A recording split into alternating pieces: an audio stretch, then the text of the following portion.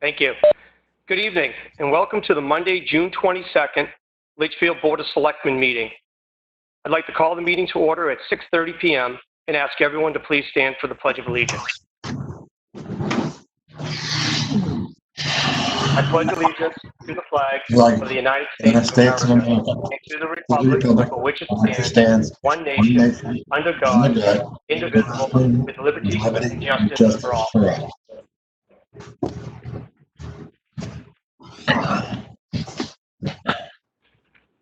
Before we get started this evening, I want to take a moment and address the preliminary property assessment notice that we all received this weekend. The state requires that all property in a municipality be assessed at its full and true market value. Further, the New Hampshire Constitution, Part 2, Article 6, requires that each municipality takes value anew every 5 years. This year was our 5th year.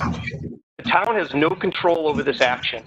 Based on the new assessment, the New Hampshire Department of Revenue Administration will issue a new tax rate, which will be reflected in your December bill. The 2020 town and school budget was approved via the voters at the March town election. The New Hampshire DRA will set the new tax rate to meet these dollars around the September timeframe. If your property taxes are then determined by taking your assessment, dividing by 1,000, and multiplying by the tax rate. The assessors, Avatar Associates, are state-certified individuals whose duties are to discover, list and value all taxable real property in a municipality in a uniform and equitable manner. Please take time to verify that your tax card is correct and get any errors revisited. If you feel your assessment is incorrect, please reach out to Avatar Associates at the email address on the letter you received. I've asked Town Administrator Mr. Brown to request that Avatar Associates attend our next meeting to discuss the process, guidelines, and information they use in setting the preliminary assessment values so we all understand how these values were arrived at. Our first items this evening are the review and approval of consent items. We have the June 8th, 2020 meeting minutes.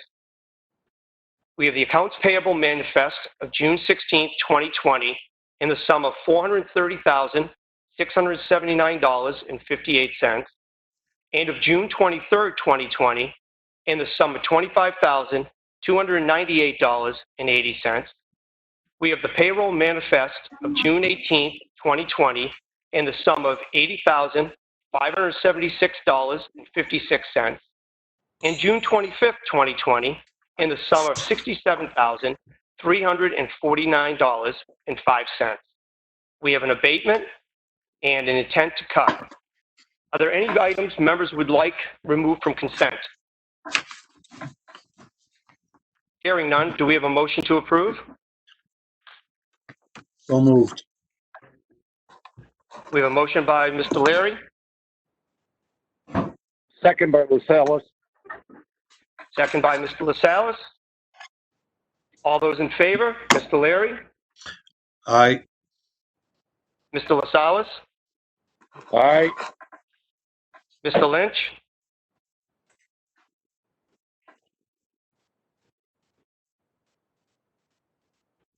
Mr. Lynch? Aye. Can you hear me now? Mr. Pinciero? Aye. I can. Mr. Pinciero? And I am Aye. also an aye. Motion carries 5-0-0. Is there any other business members would like to add to this evening's agenda? Hearing none, public input will occur nowhere earlier than 6:45 p.m. The first item of business is investment policy. Mr. Brown. Okay, as recall in our last meeting, I introduced the investment policy to the board, gave a quick overview. This policy has been in effect for several years now. I haven't received, any recommendation for any changes. State law requires the Board of Selectmen to annually adopt and review the policy for the investment of public funds. It provides a framework for the town treasurer to follow. As I explained the last meeting, the primary purpose of the policy is not only just compliance with state law, but also to preserve the safety of the principal of our funds, and make sure that whatever investments the treasurer is making, that we're able to access the cash when we need to. So they need to remain very liquid. Obviously, when we do that type of investment, we're really not getting a high interest rate. The policy requires that the town maintain annual bonding levels for through its property liability insurance carriers. So we have certain officials that handle the cash. We maintain a certain bonding level, which is established by state law, and our insurance carrier, Primex, has a blanket bond that they issue each year with our property liability policy. And one of the things that the board's already acted on this year was that the town treasurer can delegate the authority to individuals to deposit funds. So as we all know, the town clerk, tax collector, and deputy town clerks, tax collector, and the clerk, all designated by the treasurer to be able to make deposits. And those deposits happen on a daily basis, or at least on a weekly basis, when we have cash that exceeds $1,500. Again, like I said, the policy's been in place for some time. Required the board review it on an annual basis. We've already made the treasurer's already made the delegations for deposits. We have the insurance in place for the bonding individuals that handle the cash.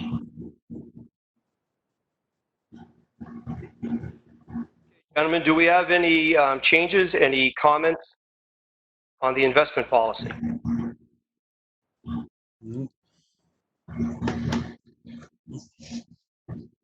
Hearing none, do we have a motion to accept the investment policy as written? I make a motion to accept it as written. We have a motion by Mr. Lynch. I'll second that. Second by Mr. Leary. Any further discussion? All those in favor? Mr. Leary? Aye. Mr. LaSalle? Aye. Mr. Lynch? Aye. Mr. Pinciero? Aye. I am also Aye. aye. Motion carries 5-0-0. Next item, HVAC cleaning. Mr. Brown. All right, as part of our reopening plan that the board adopted at our last meeting, one of the action items was to have our ventilation system in the police department and the administrative department have them cleaned. To the best of our knowledge, since the building was constructed about 20 years ago, the system itself has actually not been cleaned. With that being said, we have done annual and quarterly preventative maintenance on the changing out filters and everything like that. But literally going into the ductwork and cleaning it, it's not been done. So you see that a lot of communities, a lot of schools, towns, municipalities, they're all, one of the action items is to go through your ventilation systems and give it a really good heavy cleaning. So I contacted our HVAC company that services our equipment. They don't provide this service. They didn't really have a company that they could recommend because they don't provide recommendations unless they really work close with them. But they did know they had heard of Armstrong Ventilation out of Manchester. So I was able to contact them. They made an appointment, came down here, did a walkthrough of the building. So they spent some good time here trying to understand the system itself, if there were going to be any issues or difficult areas to clean. Based on the feedback I received, it looked like it was, everything was pretty straightforward. Shouldn't be any issues. The quote that was given was $5,850. And I just wanted to run this past the board, make sure you were all in agreement with this. I do believe that this will be reimbursable 100% through our CARES funding. Mr. Lynch, do you know if they were ever cleaned in your history? When I was there, no, they were never cleaned. We changed the filters on a regular basis, twice a year. The type of duct system you have there is the glass style. It has a rough finish. So if they're going to come in from the room and up through it, it's going to come off real good. Okay, it's going to work well. I've seen this done before. When you get up into the attic area, you got the flex duct, which is a little. They'll get you used to it. They're going to have to watch it. Okay, but they know what they're doing. I checked into this firm, and I'm not too worried about this. But I know it has not been cleaned as far as I know since the building was built. Okay. Okay, thank you. Yep. Gentlemen, any questions? It seems like it's an awful lot of money. Most ventilation companies will come and do your entire house for like $500 or $600. I mean, is this that much bigger a building than would be some of these houses we have in town? It just seems like an awful lot of money. It's probably the network of the distribution system. There's Mhm. 5 heating systems and cooling systems in the building, whereas typically, in a residential house, you have one unit. 1 to 2, yeah. So that's my guess, is that because you've got 5 separate units, and then from those units, the distribution system going throughout the entire complex is my guess as to why it's Mhm. cost is more than a residential rate. I've never done this before myself. Yeah. I could add to that. Troy, you want? I could add something to this. We got 5 different units there. The ductwork is much longer. If you're trying to feed like where you are tonight, there's no air conditioning. Okay, that is fed from the north side of the building, so there's more of a run than a conventional house. Now, a house, the ductwork is being 2 stories. We're talking 1 story, but we're talking 5 times the length. All the way cost. So the cost does go up in commercial. Bobby's right when you get into the residential. Okay, because it's in the basement or it's in the walls. Unless you got some in the attic and it goes down, and some that comes up in the basement goes up. But we got 5 HVAC systems there, so the numbers will go up. I have to concur that that's not a bad figure. The figure due to the nature of the building. Okay. Okay, thank you. This is So do you Rich. need a motion from us, Troy? Well, Excuse me, go ahead, Rich. Would it be possible to do some due diligence and perhaps get at least one more quote? I would go for that. Mr. Brown, can you Yeah, track down another? I can try to track someone down. Is these people that provide it? I know there's other vendors, but trying to find one, I guess, locally. Mhm. This is the one that came up. So I can do that, and that's why I wanted to run it past this board before I made any commitments. Yeah, Thank you. I would feel more comfortable if we had at least one more quote.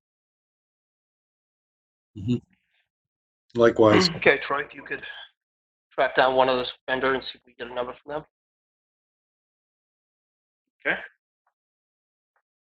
Probably also could reach out and see if the school's going to be cleaning their systems.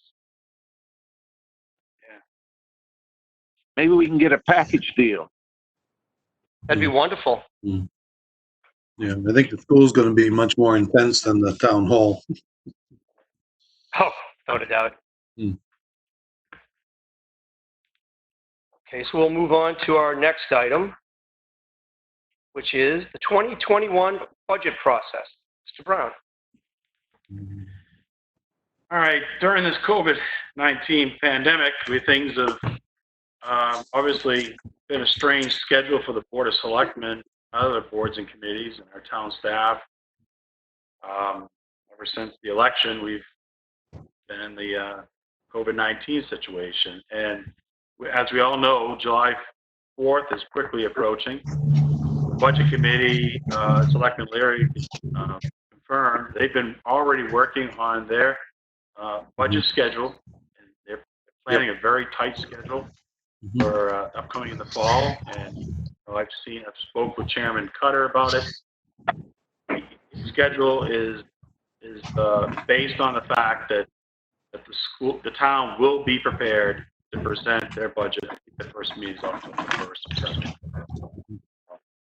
So we have kind of a new board here, and I wanted to have a conversation about what your expectations are and some guidance that you'd like to provide. I'd like to have this conversation, just a general conversation, sooner than later, because I know I've heard, from different selectmen, different thoughts about how we should go about the process. I thought this would be a good evening to bring up, at least start the conversation. So from my standpoint, based on the constraints we're probably going to be at from a revenue standpoint, I'd really like to see a zero-based budgeting approach happen this year on all the budgets. Let's strip them all down. Let's assess where every single dollar is coming from and what it's being allocated for. I also personally feel that we should try to limit the warrant articles this year. Of course, we're going to have the one for the operating budget. And if the conversations go well enough, we probably will have the police union also. But I think it's a good time for us to tighten up our purse strings and really look at what we need to bring forward and what we don't need to bring forward.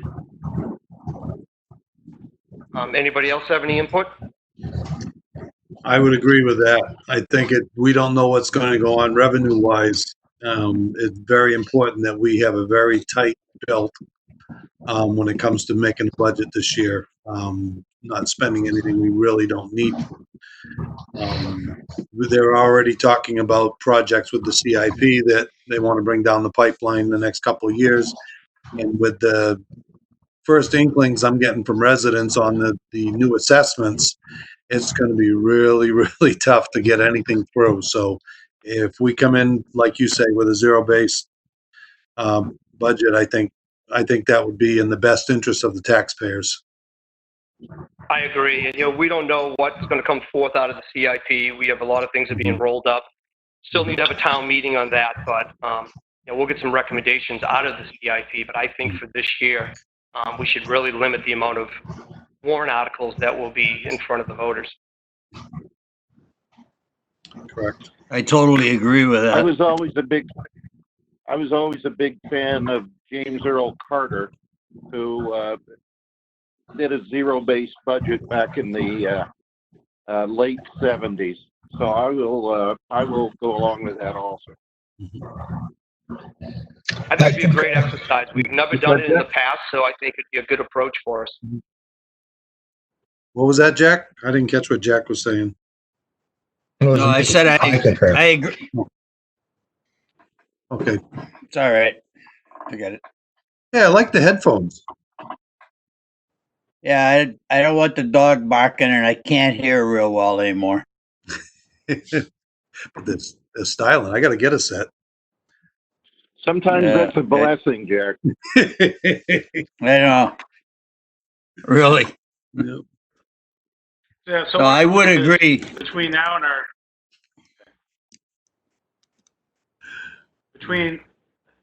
our next meeting here, I will work on drafting a budget schedule so we can get that out sooner or later, and then work on proposed language to define what a zero-based budget is.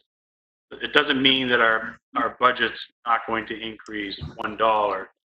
It's a process where we go back and we look at every single line and we dig deep into those lines and really determine what we need from scratch. And zero-based budgeting is doing just that. So you really wanted to break it down to petty, pennies, like how many paper clips how many cartons of paper clips do you think we're going to purchase? How many rubber bands do you think we need? How many pencils? And you put a number to the quantity, and you justify why you need $587 for office. That's kind of what I understand zero-based budgeting. Yep. But I've never done the process myself. So I will come up with definition. I'll also probably try to brainstorm some areas in the budget where zero-based budgeting may not work. It may be a difficult process, but be nice, I think, for the Board of Selectmen and Budget Committee eventually to know what those areas are. Okay. The so we don't true, put that up true, And I'd like it to be a collaborative process with the budget committee. And, and once we define this, I think we should sit down with all the department heads and explain to them what we're trying to do. when I was on the board with Frank Byron, he had brought that issue up of zero budgeting. And I guess unless you have a certain amount of money already appropriated, it's pretty hard to do. What they do is go by zero, and as money is spent, it's added into the budget, and that's what your next following year budget would be. You follow me? Yep. My wife does it with the school every year, pretty much. Yeah. They basically do a zero-based budget, and then the BA, I believe, will put his number on it. But she's very well versed in it, so Yeah. Maybe I have a little bit of an edge on some of the other guys here. But Yeah. I'm sure she would be willing to. She would be willing to lend her support if we need it. It might cost me an ice cream or something, but or riding a new car. Much rather have Debbie than you, Robert. Well, Okay, so let's proceed with that. If nobody else has any more comments, questions, or input on the on the 2020 budget process, we'll start at that point, and then we'll come up with our own schedule on the each individual department in order we can meet the October 1st date, I believe, that the budget committee has. And the Budget Committee has always had a long-standing request. They receive the approved budget, the Board of Selectmen's approved recommended budget 1 week prior to their first meeting. So, we'll work off that as I've developed. And we have to bring them a budget that meets the tax cap as close as we can. Well, the Budget Committee is the one that's held to the tax cap. Obviously, it's in the best interest of the Selectmen to try to put together a budget that meets the tax cap. The operating budget is the Budget Committee's job. Correct. yeah, we ran into that last year where we actually ended up over tax cap. We had to make additional cuts, but it went That's okay. right. It did. We were able to get it back in by adjusting a few things. Yeah. Okay, the next item we have are public meetings during COVID-19. Mr. Brown. I didn't know the correct title for this, but basically what I'm talking about here is start having a conversation with the board about how we start moving towards having some face-to-face meetings. So, with the new guidelines that are in place, where we can have a gathering greater than 10 people or more.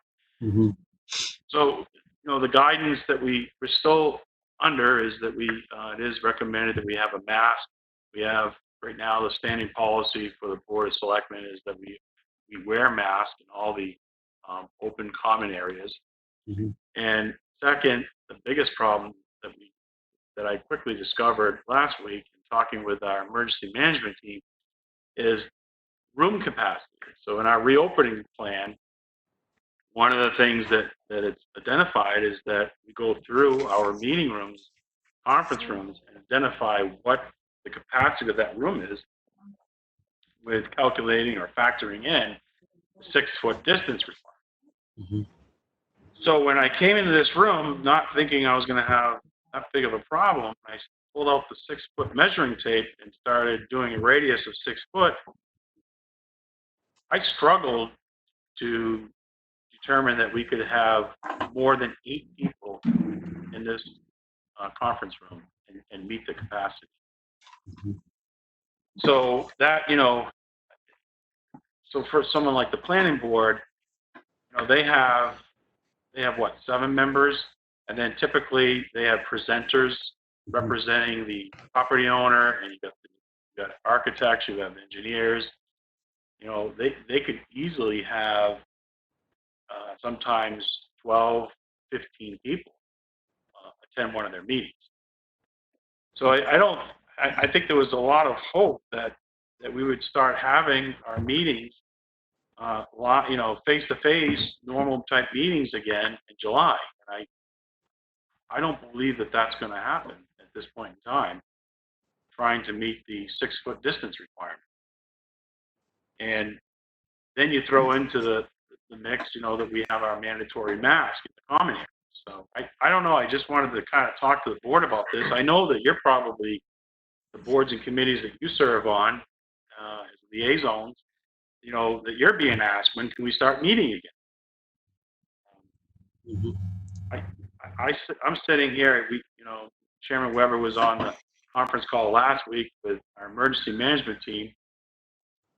And, the general consensus really was that for the month of July, probably should just stay virtual at this point in time, because there are some communities that are starting to mix, having face-to-face, but then still having the virtual component. So the public comment is still required all virtual. The guest speakers are all virtual. But, the Board of Selectmen or counselors are face-to-face in the meeting. But then we get into other boards and committees, they may not be able to have a full board or committee meet face-to-face. And so I guess the recommendation coming back from our emergency management team was maybe at this point in time, it's best to just continue for the month of July. July tends to be a slower month due to the holiday season, and we reassess again at the end of the month. But I throw that out there for conversation, is what you're hearing and what you really would like to see, given the constraints that we're under. I just find that it's going to be difficult to accommodate everyone just because of the limited space requirements we have. The emergency management, we talked about, can we move it to the school auditorium, but we don't have means there to go do it. We talked about all different venues that we might be able to accomplish, but when it gets down to it, we don't have the accessibility from LCTV. We just don't have the infrastructure to do it. So I'm still kind of thinking right now, we go with the emergency management team, and the month of July, we stay where we are, having everything virtual, and then we would be assessed come August.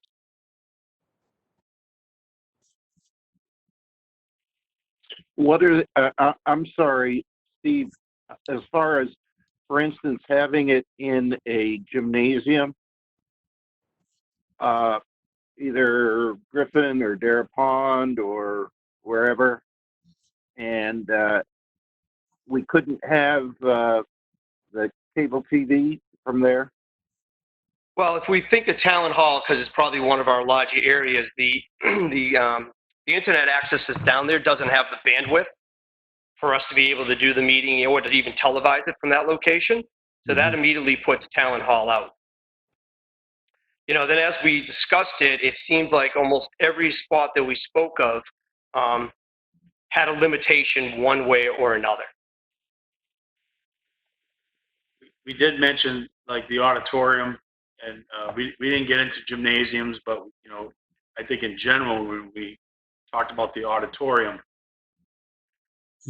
we felt that it really was the right word is, but unfair, maybe not that responsible of us to start encouraging the public to gather in our school facilities at a time when the school is trying to make sure that their facilities are disinfected and ready to be open, this fall. And to start, moving in that direction And then if school actually opens in August or September, are we just going to be pushed out of there and, we're just going to cause more problems and chaos? So that's why, the recommendation was at this point in time, let's take it one more month and reassess at the end of the month, see what's happening. Talent Hall did come up. That would be a great facility because the town owns it. We control it. But the infrastructure is not there to support the live cable cast and internet access. So based on all that, it pushed us back to, recommend that we stay at virtual meetings for the time being. I would love to get to the point once we start digging into the budget that we are all sitting here in a room face to face, because there's going to be a lot of discussions we're going to have concerning the budget. I think at some point in time for like the Board of Selectmen, I think we're going to get to the point there are towns that, they have larger meeting rooms, and they're starting to have what they call face-to-face meetings with restrictions. In other words, the general public's still not invited to attend. They'll have, if you have a department head that wants to come in and talk to the board, as long as you can meet the room capacity, you'll have that one person come in, do a presentation, leave. But you still have the face-to-face component. At the same time, the virtual meeting is going on, and the public can watch, and the public can participate, during the public comment period. I think that might be our next step. Next step, definitely. And the governor hasn't come down and changed any of his executive orders with the right to know. We received no correspondence from New Hampshire Municipal Association on having to change from virtual to in-face, and what would the right to know look like for our residents. So right now, I would stay status quo, and maybe with our next step to be, the board is meeting in person, and then everyone else is virtual. And then we're probably going to have to put a size limitation on some of the larger committees based off of the 6-foot radius on how many can actually attend the meeting.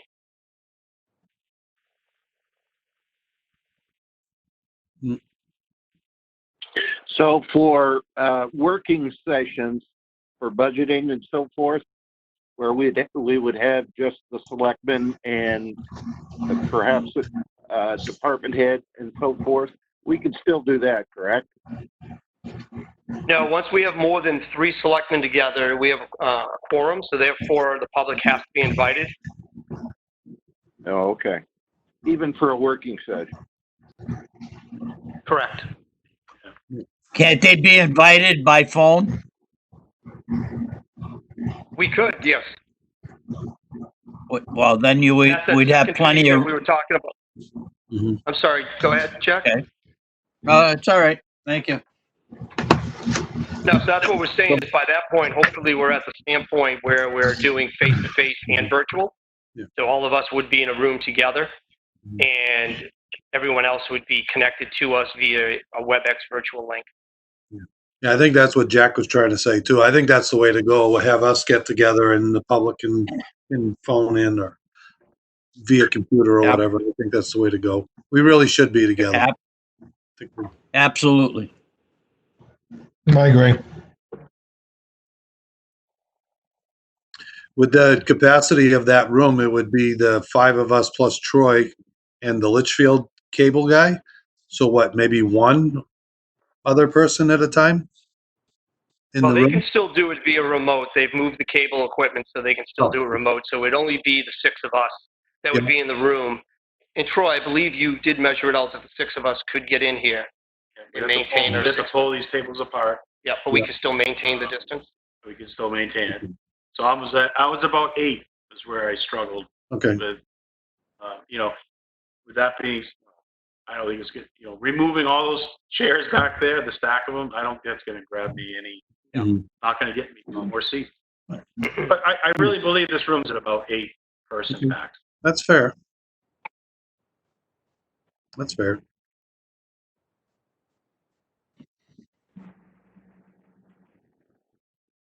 So we still have our weekly, emergency management meetings, and we'll bring this feedback back to them. And on Wednesday. and continue to monitor the governor's guidance and New Hampshire Municipal Association.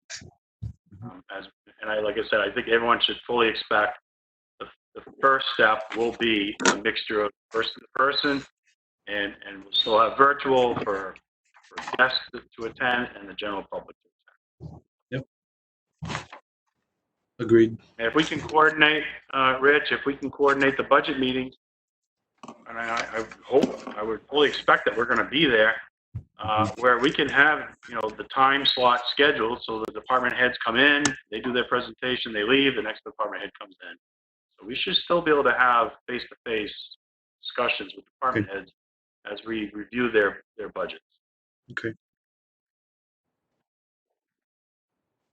I think that's very important for us the budget. We're going to be well into the budget before the end of August, right? Well, August, September. So you're right. We'll probably be starting towards the end of August, and then the month of September pretty much dedicated to budget development. I think it's critical by then that we are doing face-to-face and virtual combination in order to do it effectively.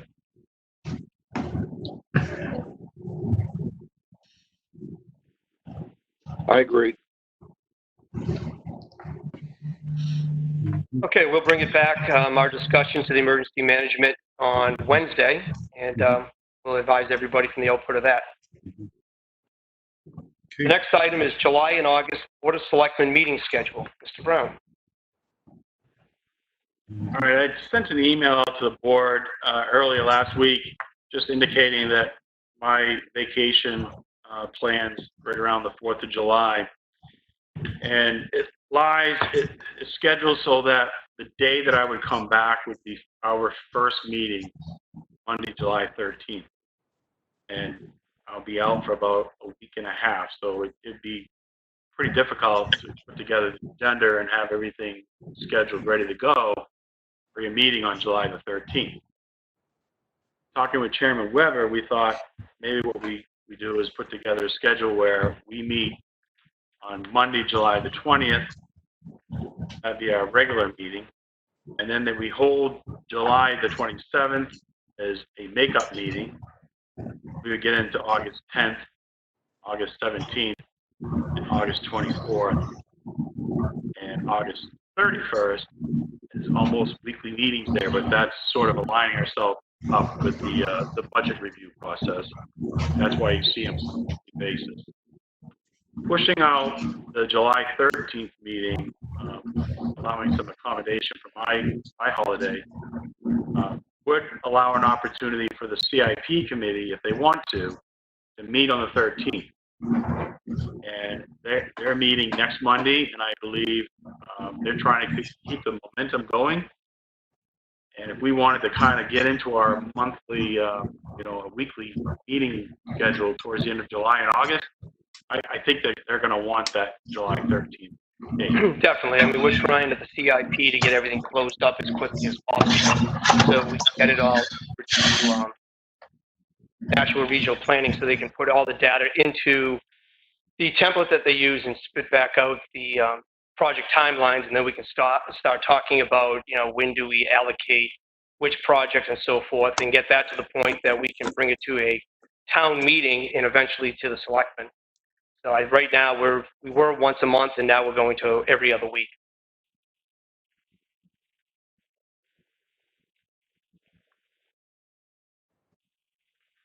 So does anyone have any concerns, comments about the proposed schedule?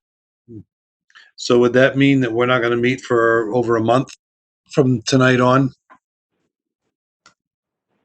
Yeah, so we wouldn't meet again until Monday, July 20th.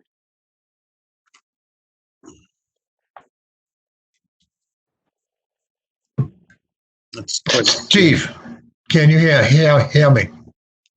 I can, Kevin. Yeah. Good. I have a question, and I know we're working around Troy's vacation.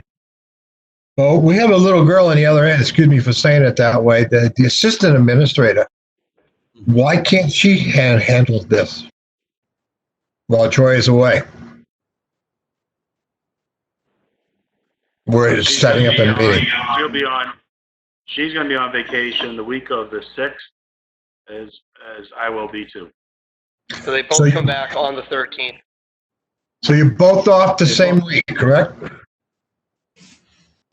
Yes. That seems, Should we be doing that? Should have isn't that the somebody there. reason for an administrative assistant to fill in for him when he's out? Yeah. Well, there's not. I mean, this is again. It's the one time of the year that is the slowest time of the year for both positions. You get into the budget season, you're very limited on what the time that you can take off. It's like But the it seems like an construction awful season. long time. Yeah, I think, Seems like a long time to go without a meeting. If we don't Well, I meet believe in the, May. I believe in May we went from the 11th all the way to the 8th. yeah, we were, We can stay with the 13th. I mean, we can do it. It's just we're trying to accommodate. It won't be the first time that town. won't be the first time that I've done that before, or I've gone away on vacation, come back, Mhm. and had a meeting. So. I hope it's local you're going. what about the 6th? Could we do it on the 6th of July? No. No. Why? So Why we'll just, can't you know, one- We'll what- just stay on the regular. Because both our town administrator and assistant town administrator will be gone on the 6th. That's the week of vacation. That's the vacation week, coming off the 4th of July Oh, weekend. okay. And we're trying to accommodate the CIP group, correct? Well, it's just the CIP group would most likely meet on the 20th. So I was just looking to see if I could flip those two meetings. So CIP met on the 13th and BOS would meet on the 20th. Because right now, the CIP, we're meeting on the 29th, and we're definitely going to need another meeting right after that to finalize everything we've been working on. I think we have 3 departments left to hear from. Yeah. And then we'll be done with all the projects feeding in. And at that point, then we can really start working at what does the project timeline look like with all the projects, all the data filled in from NRPC. But I'm hearing from the board that they're not comfortable with it, so I would keep it at 13. Okay. We'll have our meeting on the 13th. We'll do CIP on the 20th. And then the 27th would be the next Board of Selectmen meeting. Thank you. I have a question. Does this mean that there'll be no supervision in the town hall by any administrator for that whole 2-week period? Well, it's a 1 week period. It's from July 6th, and then they'd return on July 13th.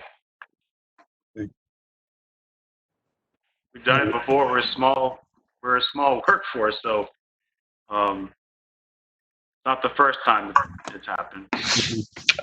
I'm not as concerned with the supervision.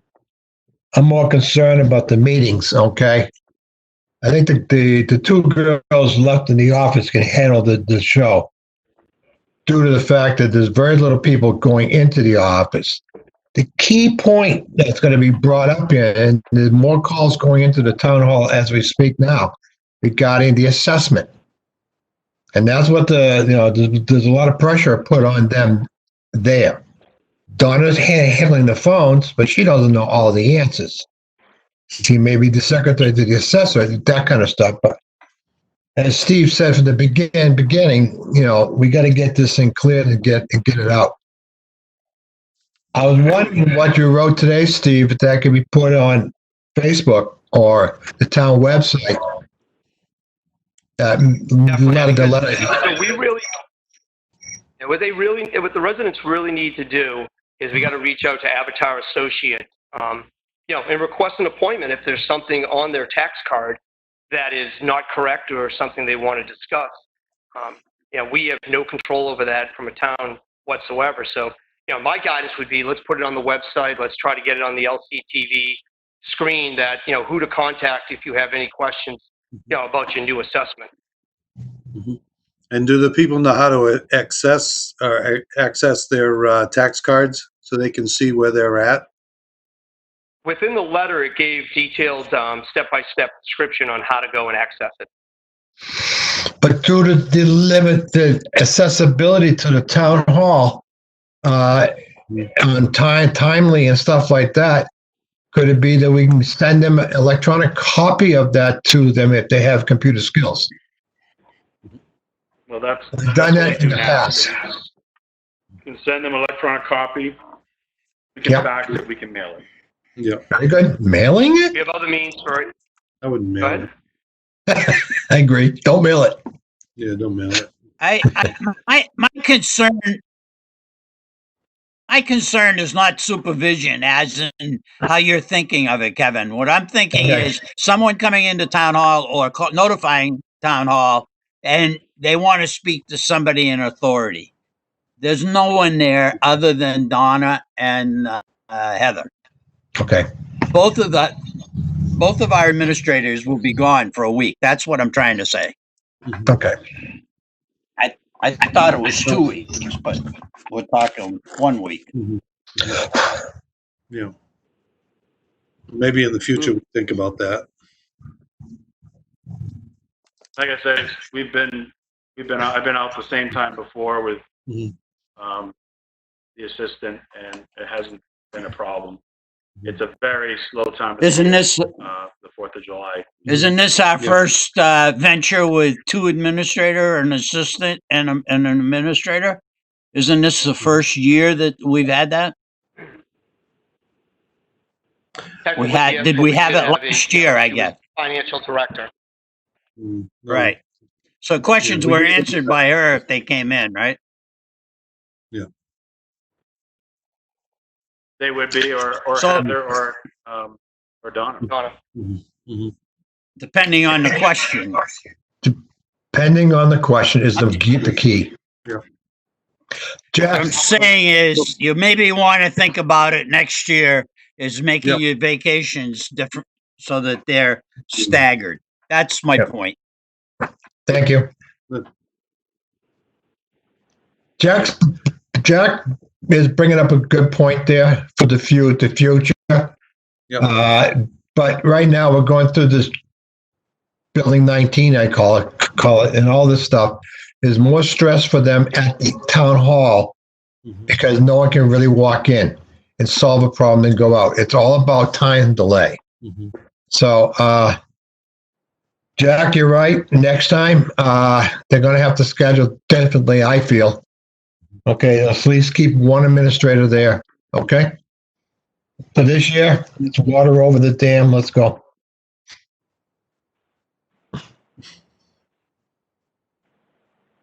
Any other comments or input?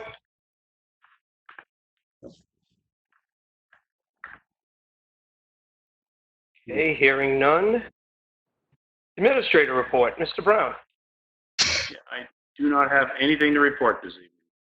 Okay, next would be selectmen reports. Mr. Leary. We have a budget committee meeting on Thursday. We haven't had one for a couple of weeks, but we're still digging into everything that's going on here and starting to hear the rumblings about the CIP and what's going on there. So tell everyone, stay tuned. And a happy belated Checkbook Father's up. Day. Thank you. Happy belated Father's Day. Okay, next, Mr. LaSalle. Yeah, I had a good meeting with the police chief last week.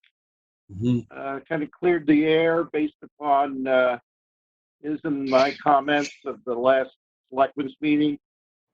I assured him of my support for the police department. We talked about how we could get more input from the minority community. We talked about the recruitment, the screening, the fact that the police academy requires psychological testing. He put my mind at ease there. And we also talked about some more in-person SRO at Campbell High School. Selectman Lynch and I also had a meeting on the situation with the water, discolored water. We also brought in Assistant Fire Chief Nicole to discuss that, and we put a tentative plan of attack on that. We're meeting with Panachuk on Wednesday.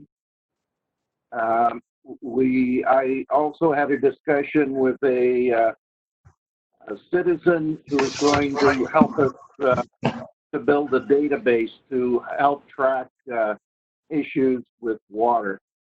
Also discussed testing of water. I had a discussion with the testing laboratory on East Industrial Park Drive in Manchester, and we discussed their variety of tests.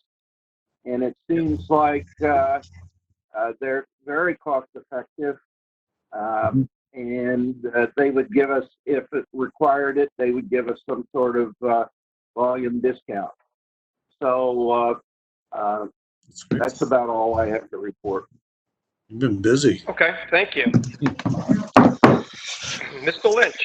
Hi there. I did not go to the last meeting, Steve, as you're well aware. I was under the weather. There wasn't a big agenda per se, and I guess it all went smooth. Okay, Mr. Pinciero.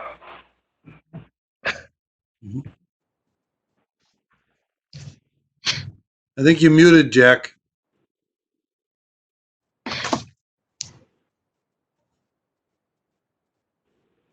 I'm trying to help him with sign language. You don't speak that very well either. I stutter. No, we haven't met since the last time. Okay. Okay, from my standpoint, we don't have a rec meeting until tomorrow evening, so nothing from rec. The last capital improvement meeting, we had a request from the Conservation Committee for $2 million for land acquisition over the next 5 years. Chief Ratzel came in, and his two requests are going to be to replace the 29-year-old pumper truck and the 25-year-old fire engine. Each one is around $650,000 to replace. And then Chief Sargent came in, and he had been working with Ekman Construction, the individuals that helped build the fire station, and was able to really give more description of what a phase 2 to that complex would look like. And it actually brought the value of proposed $10 million standalone to $6 million. Construction cost is about $4 million, and then to outfit the building's about another $2 million. So that was the latest update from the capital improvement. Like, you got a pacemaker? I know there's a lot of Big apps coming into the CIP, so it's going to be interesting to look at the data, discuss it, get input from the residents, and then as a board talk about it as a whole. Yep. All right. Since we had no items removed from consent, we did not have any items of business. However, I just thought of one. A lot of residents have been asking about opening of the playgrounds. We spoke on the Emergency Management Committee last Wednesday, and unanimously everyone agreed that we should open the playgrounds with signage, and it's play at your own risk, that they're not being sanitized. I had reached out to the school board because I really wanted, as a town, for us to be, I thought it was important to be in lockstep, that we don't confuse the residents with one being open and the other not. The school board did discuss this last Wednesday evening, and they also voted to open up the playgrounds effective Tuesday, June 23rd.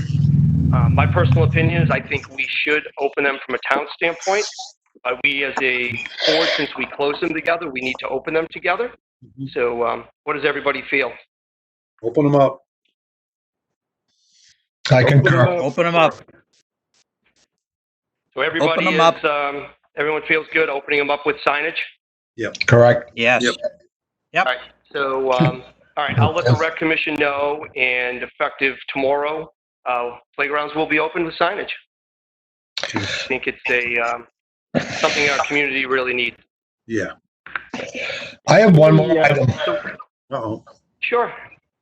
Steve, as we all know today, we received something from Ben, the chief, regarding the Millennium Run. And it's for next week. Okay. And we're not going to meet, but normally it's true. The police, fire, and the highway bless it, and they sign off, and then the selectmen just say, go ahead. What do you think?